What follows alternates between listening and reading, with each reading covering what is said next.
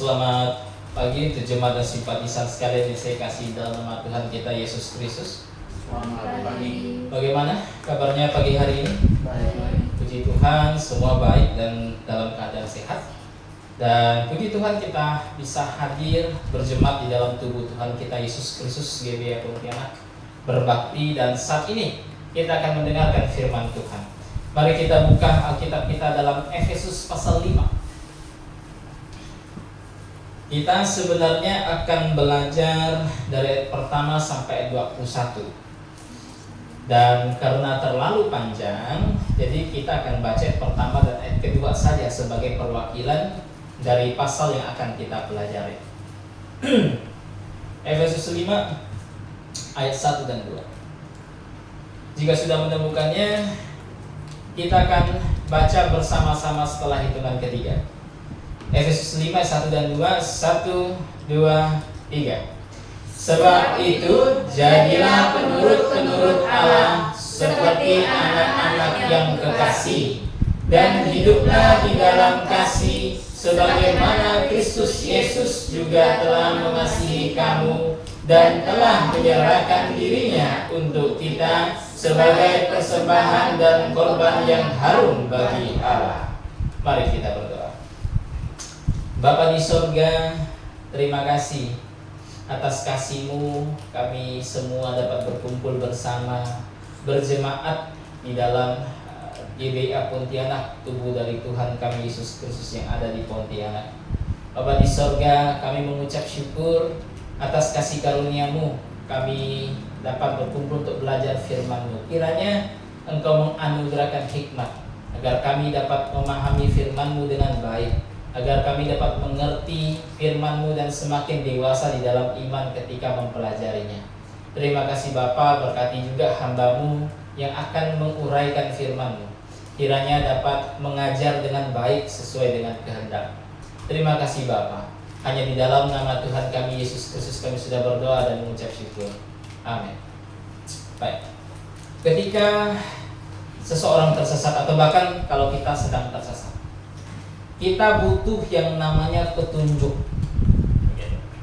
Dan petunjuk ya bisa datang dari mana saja. Petunjuk bisa datang dari orang lain. Kita tanya sama orang, kira-kira jalan ke kota ini dari mana? Dan ketika kita sudah tahu petunjuknya, maka adalah hal yang sangat masuk akal jikalau kita mengikuti petunjuk yang sudah diberikan. Kalau orang kasih tahu kita jalan ke Pontianak lihat mana, oh kita akhirnya sudah tahu nih jalan-jalan. Kalau kita nggak mau nurut kan tetap nggak sampai, kan begitu. Kewajiban kita adalah untuk mengikuti petunjuk yang telah diberikan supaya tidak tersesat, kan begitu. Nah dalam hidup ini, hidup kita kan hidup yang digambarkan sebagai sebuah perjalanan. Sebuah perjalanan yang akan sampai pada titik tujuan nanti kelak ketika kita bertemu dengan Tuhan kita. Tapi dalam perjalanan yang panjang ini, kita membutuhkan petunjuk. Kita membutuhkan penuntun agar kita dapat menempuh perjalanan hidup kita sampai ke tempat tujuan tidak tersesat. Begitu. Kalau tidak ada petunjuk apapun, kalau Tuhan membiarkan kita berjalan sendiri, ya sudah semuanya akan berjalan seperti domba yang kehilangan gembala. Bagi semua orang ya jalan yang dia tempuh dianggap benar, kan begitu. Kita butuh yang namanya petunjuk. Nah petunjuknya datang dari siapa? Kalau kita bicara tentang kehidupan, kalau kita bicara tentang kehidupan, tentu petunjuknya datang dari Tuhan, begitu. Seperti yang Tuhan katakan dalam Yohanes pasal 8 ayat 12 dan pasal 95 dikatakan bahwa Yesus berkata pula kepada orang banyak, katanya, "Akulah terang dunia. Barang siapa mengikuti aku, ia tidak akan berjalan dalam kegelapan, melainkan ia akan mempunyai terang hidup." Jadi petunjuknya jelas. Petunjuknya adalah Tuhan kita Yesus Kristus. Karena Dia adalah terang dunia ini.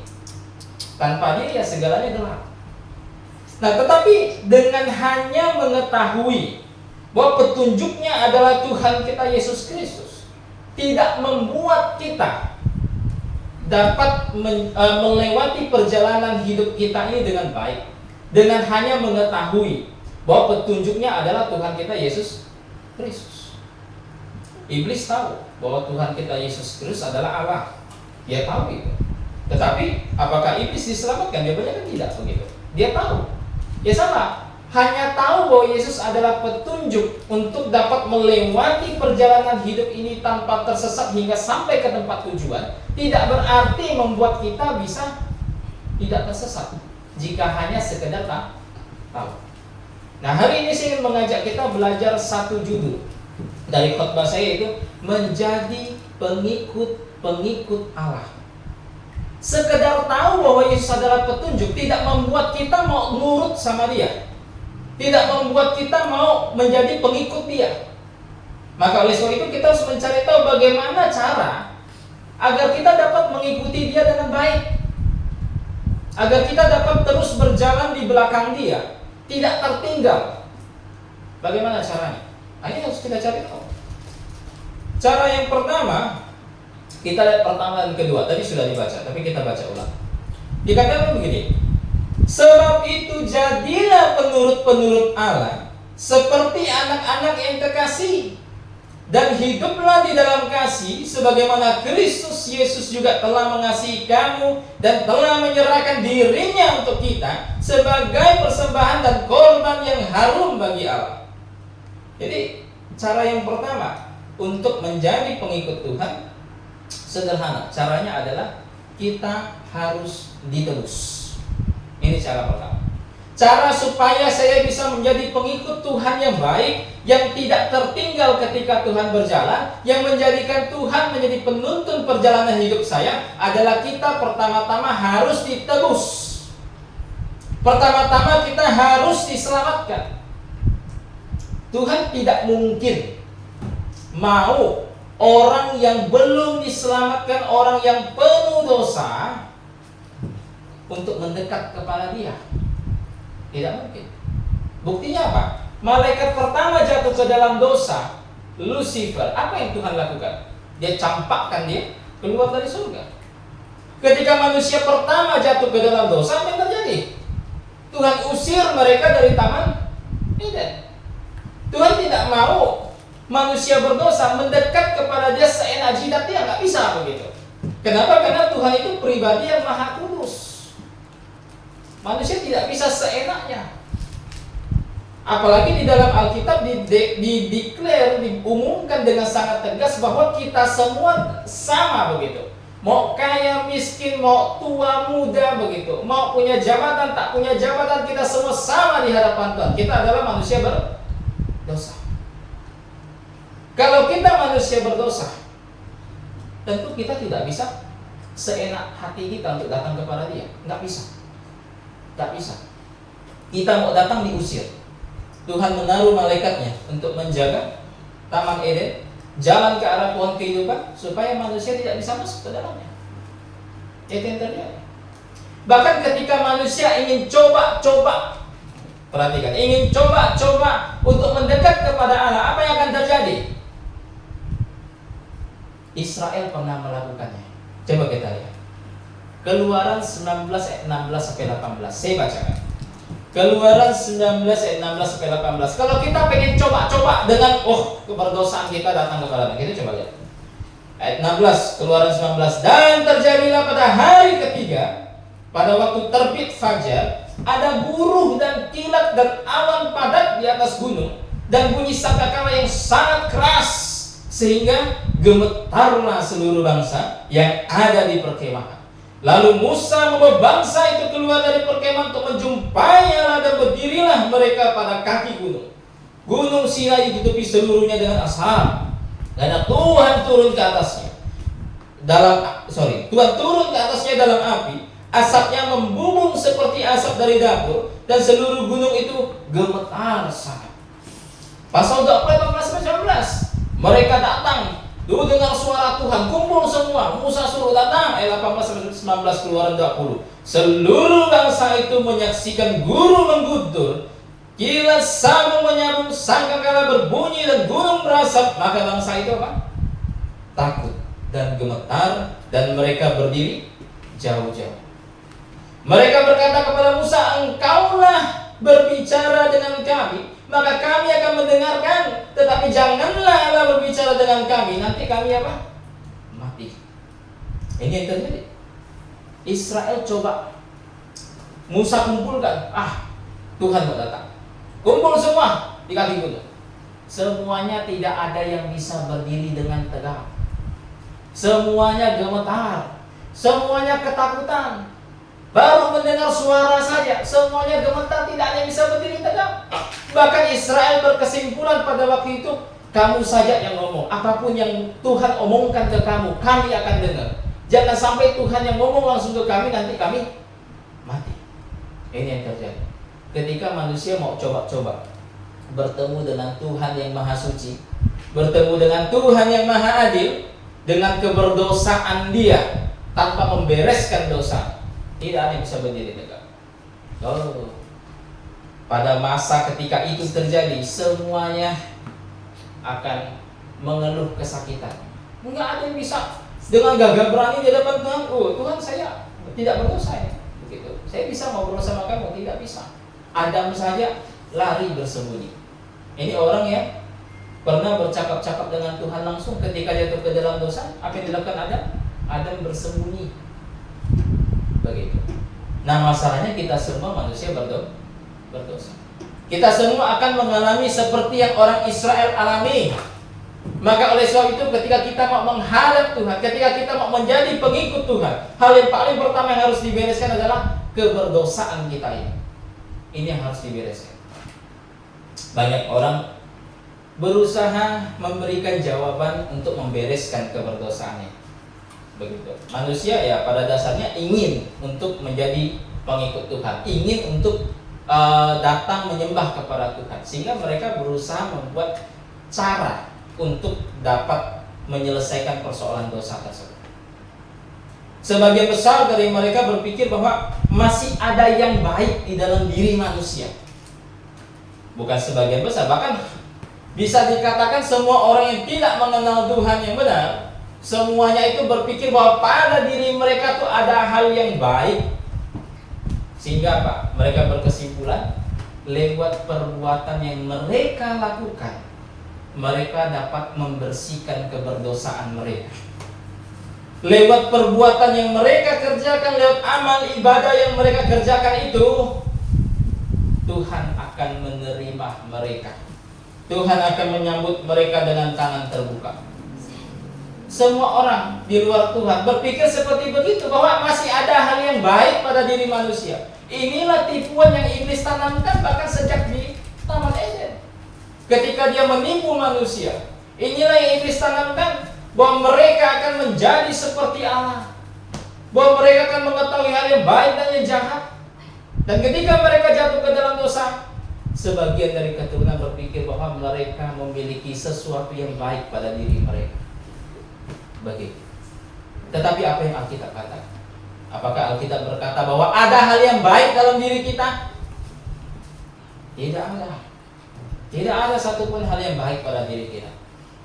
Tidak ada hal yang dapat kita persembahkan kepada Tuhan. Lihat loh, ini sesuatu yang baik pada diri saya, yang dapat menjadi pertimbangan di hadapan engkau untuk menerima saya ke sorga. Tidak ada.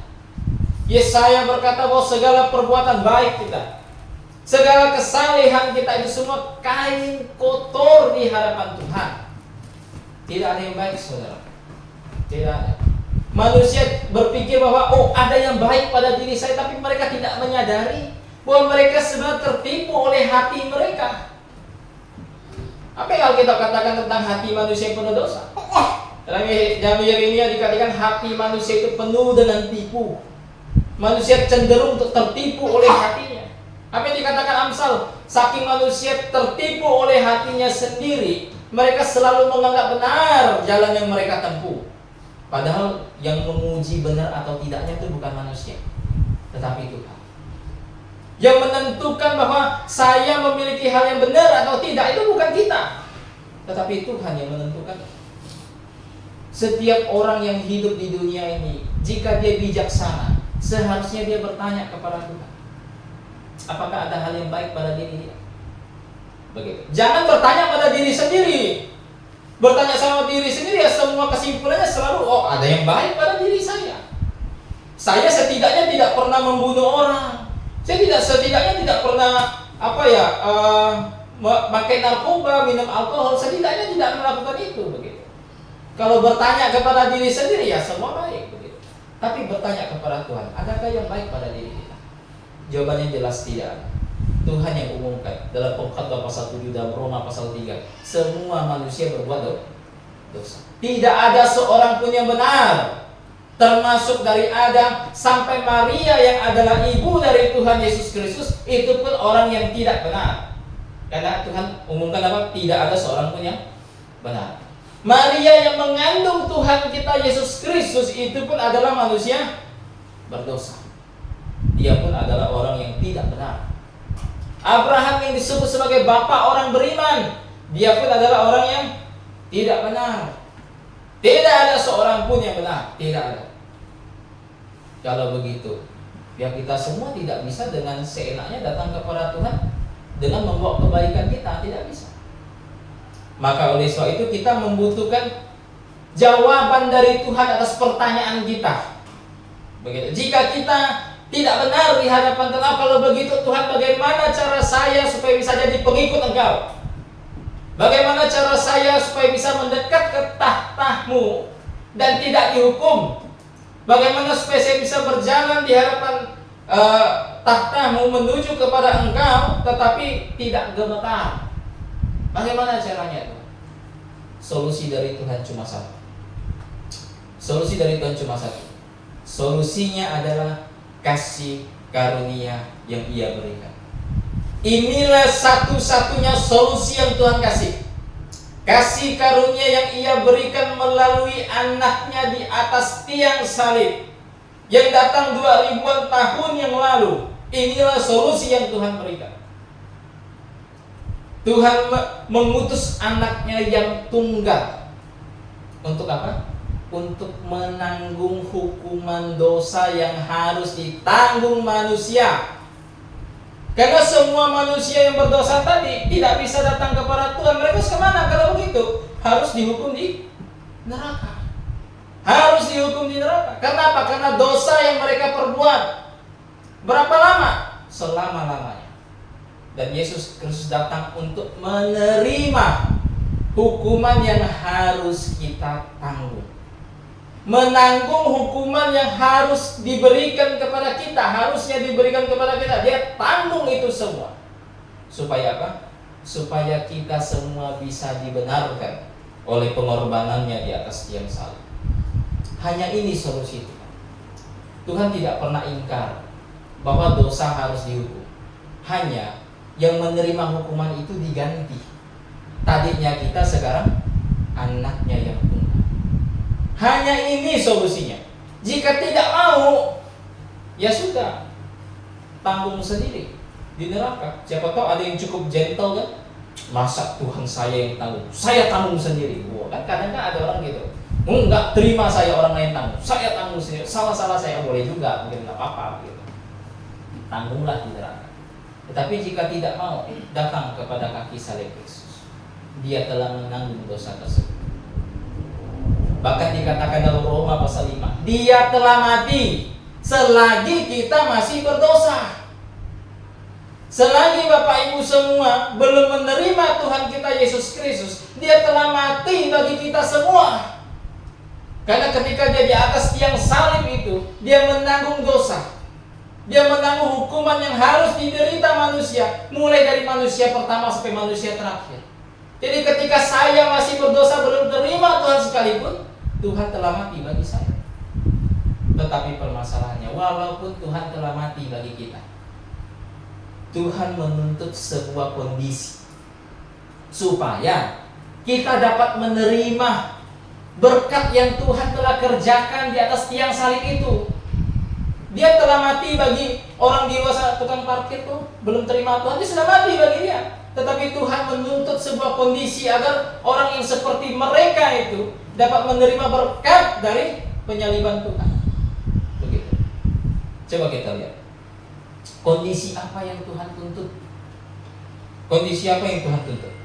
Coba kita lihat Lukas 17 ayat 3 sampai 4. Lukas 17 ayat 3 sampai dikatakan begini. Jagalah dirimu. Jikalau saudaramu berbuat dosa, tegurlah dia, dan jikalau ia menyesal, ampunilah dia. Bahkan jikalau ia berbuat dosa terhadap engkau 7 kali sehari dan 7 kali ia kembali kepadamu dan berkata, aku menyesal, engkau harus mengampuni dia. Kata menyesal bisa diterjemahkan menjadi bertobat. King James menerjemahkannya menjadi bertobat. Jadi, jikalau ia bertobat, ampunilah dia. Ini kondisi yang Tuhan tuntut.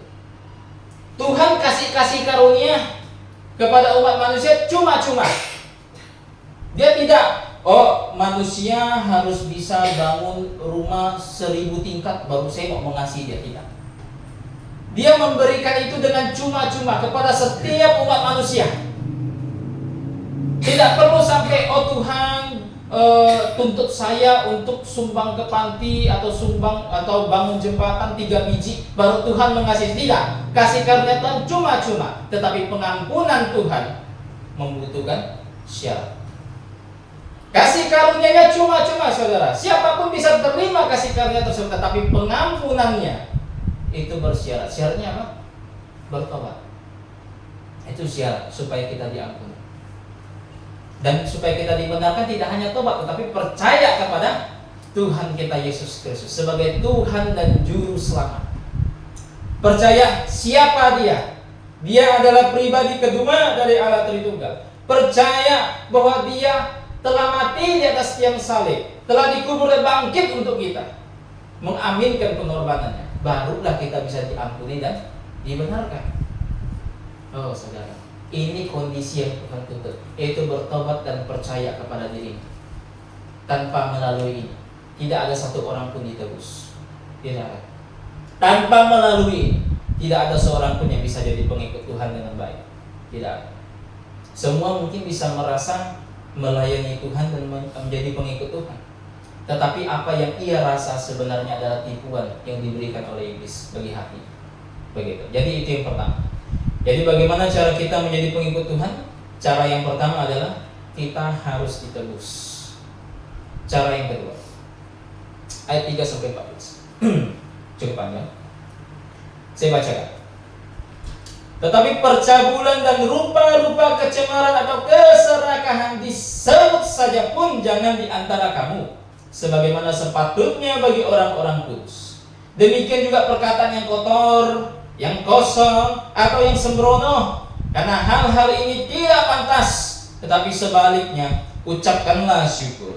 Karena ingatlah ini baik-baik, tidak ada orang sundal, orang camar, atau orang seraga, artinya penyembah berhala, yang mendapat bagian di dalam kerajaan Kristus dan Allah.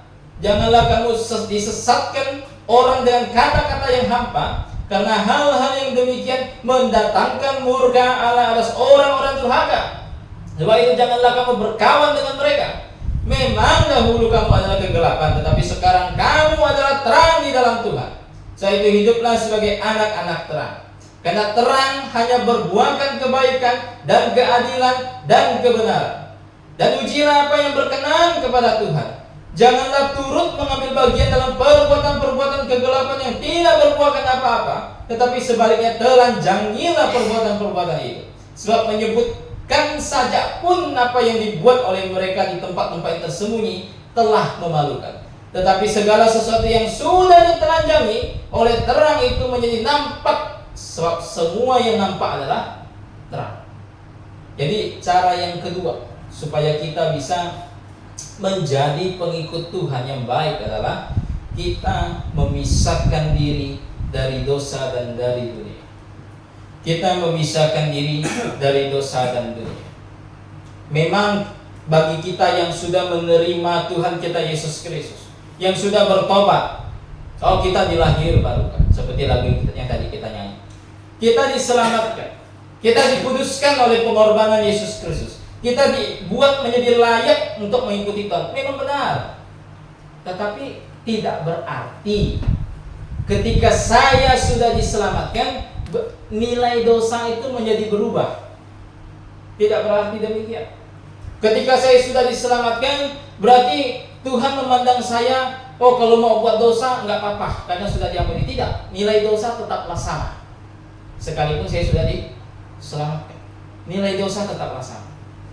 Sekalipun saya sudah diselamatkan, dosa dapat menghambat saya untuk berjalan mengikuti Tuhan. Bisa.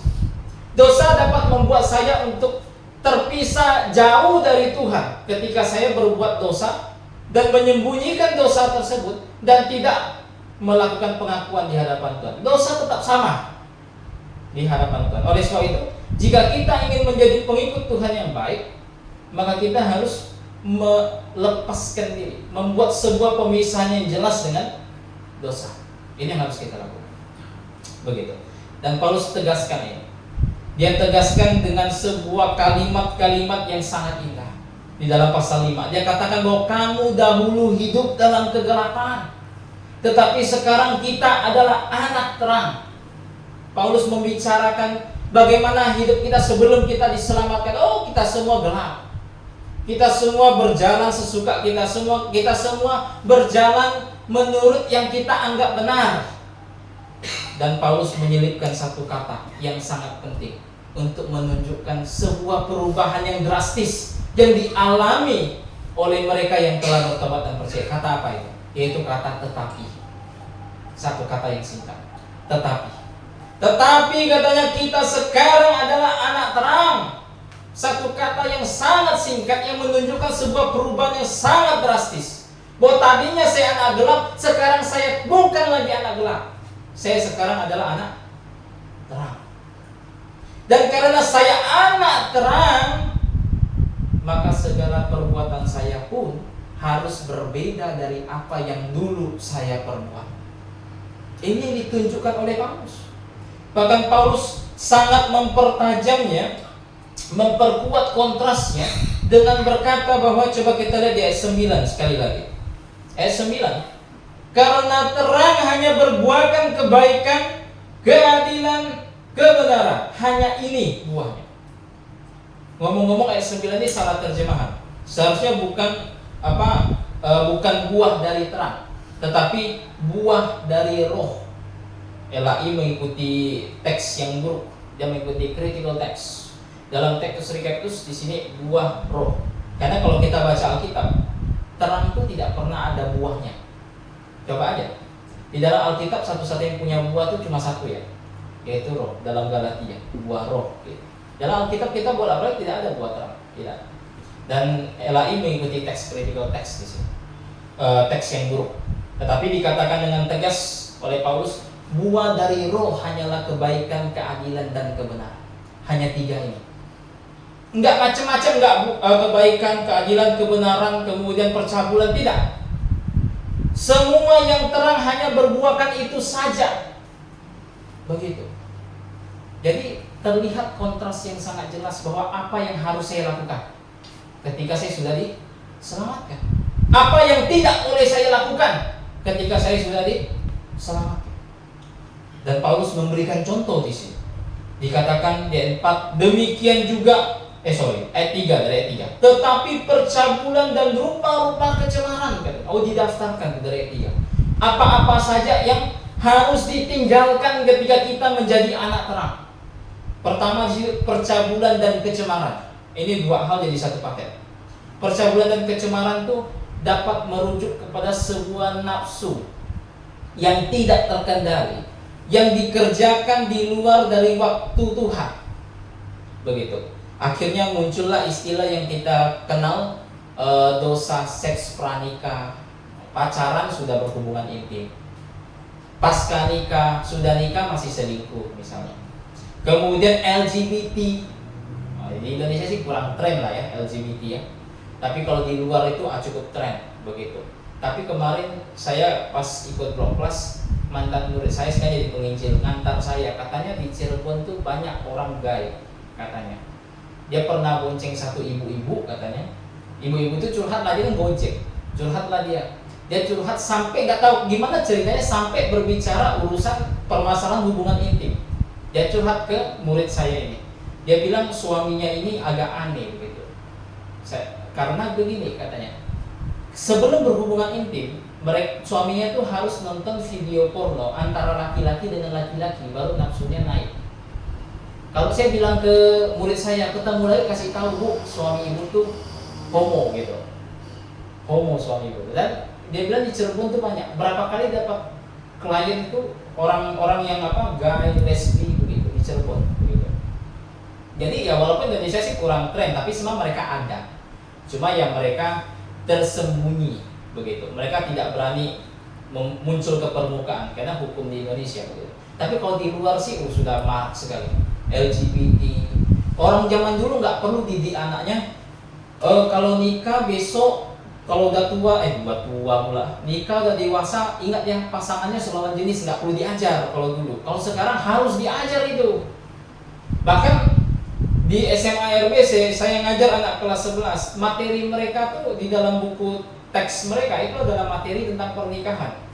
Gak bagus juga sih sejak dini sudah dididik saya bilang. Itu bahkan dari sejak dini sudah harus diajarkan. Dulu sih nggak perlu, pasanganmu lawan jenis yang nggak perlu begitu. Kalau sekarang perlu diajar. Kenapa? Karena iblis terus merusak dari berbagai aspek. Dan Paulus katakan bahwa percabulan dan kecemaran yang seperti itu, menyebutkannya saja di antara kita itu tidak bagus. Apalagi jika itu muncul di tengah-tengah kita. Begitu. Dan tidak hanya percabulan kecemaran, Paulus tambahkan di situ masih di ayat ketiga, keserakahan. Wah, keserakahan. Keserakahan ini keinginan untuk memperoleh sesuatu yang lebih banyak. Wah, ini bisa merujuk kepada sebuah keinginan untuk dapat sesuatu dengan cara yang buruk, bisa merujuk kepada sebuah keinginan untuk meraup keuntungan sebanyak-banyaknya. Makanya dalam 1 Timotius pasal 6 ayat 6 sampai 11, cinta akan uang itu dikategorikan sebagai keserakahan. Keserakahan terhadap dunia. Dan Paulus katakan, ini pun harus ditinggalkan. Apalagi harus ditinggalkan? Perkataan kotor. Kalau LAI terjemahkan perkataan kotor. Itu semua dari kata aiskrotes, begitu. Aiskrotes itu secara literal dapat merujuk kepada tindakan yang membuat seseorang menjadi malu, yang tidak menghormati dia, baik lewat perbuatan maupun lewat perkataan. LAI terjemahkannya langsung perkataan kotor. Jadi tindakan yang tidak menghormati sesamanya, yang menghina sesamanya, yang menjelekkan sesamanya, yang membuat dia menjadi malu dan sebagainya, itu pun adalah dosa dan harus ditinggalkan. Apalagi ini kita mesti cepat karena waktu. Tidak hanya perkataan kotor, perkataan bodoh di dalam ayat 4 sini. Perkataan bodoh. Ini perkataan yang sia-sia yang mencakup segala aspek dari dosa. Dosa karena lidah, entah itu gosip kah, entah itu fitnah kah, entah itu maki kah, itu semua harus ditinggalkan. Karena itu adalah perbuatan ketika berada dalam kegelapan. Ada lagi berkata sembrono, sengaja saya pisahkan. Karena berkata sembrono itu di dalam bahasa aslinya itu merujuk kepada senda gurau. Ini anak-anak muda nih suka bergurau nih, sesama mereka, senda gurau. Begitu. Senda gurau pun jika itu senda gurau yang negatif, yang menghina sesama, yang kalau bergurau nyinggung fisik dan lain sebagainya, itu pun dosa. Saya sering dengar ada beberapa anak tuh berantem gara-gara bergurau. Jadi awal berantem tuh gara-gara bergurau. Jadi yang satu gurauin temannya tak terima. Entah gurau mungkin nama bapak kan, nama mama kan atau apa, nggak terima, berantem begitu. Yang pelakunya berkata, masa dia marah sama saya? Dia cuma bergurau katanya kan. Dia kan cuma bergurau. Amsal dari jauh-jauh hari sudah kasih tahu kalian. Amsal pernah ngomong apa? Jangan sampai ada orang nembak panah api. Ini udah panah ada apinya lagi. Kena orang, luka orangnya, terus dia bilang itu cuma gurau. Nah, itu gawat ini. Begitu. Bergurau pun harus diperhatikan. Jika salah, tidak suci, maka itu pun dosa di hadapan Tuhan. Jadi hal-hal ini harus ditinggalkan. Orang Kristen harus membuat sebuah pemisahan yang jelas antara kehidupan lamanya dengan kehidupan barunya. Baru dia bisa menjadi pengikut dari Tuhan. Jikalau mereka tidak bisa membuat pemisahan yang jelas ini, maka orang Kristen menjadi orang Kristen yang tidak terdidik. Tidak terdidik sama sekali. Dan bisa jadi mungkin dia semua belum lahir baru. Begitu. Makanya pesan Paulus dari ayat-ayat yang barusan kita baca, tegurlah. Walaupun LAI terjemahkannya salah lagi, LAI terjemahkan telanjangi. Terjemahan yang benar tuh tegurlah kejahatan tersebut. Ditegur. Ketika ketemu temannya yang melakukan hal itu, tegur dia. Ini harus dilakukan. Kenapa? Karena kita adalah anak-anak terang. Begitu. Dan semua masih panjang. Mungkin kita akan lanjutkan minggu depan bagian kedua. Begitu. Karena waktu. Jadi hari ini kita melihat tentang menjadi pengikut Allah bagian pertama. Bagian pertama saya sebut. Jadi kita sudah belajar bagaimana cara menjadi pengikut Allah. Yang pertama caranya adalah kita harus diterus. Dan cara yang kedua adalah kita harus memisahkan diri dari dunia dan dari dosa. Untuk bagian kedua kita lanjutkan minggu depan. Kiranya pemberitaan pada hari ini dapat menjadi sebuah pengingat, alarm bagi kita supaya kita menjadi orang-orang yang hidup bijaksana di masa-masa akhir ini. Saya mengundang Bapak Ibu sekalian untuk terus berusaha belajar kitab suci dan menerapkan apa yang telah dipelajari ke dalam hidup agar tetap menjadi orang-orang yang hidup benar bahkan hingga maranatha. Minta kesediaan Pak Soekardi tutup di dalam doa. Silakan Pak Soekardi.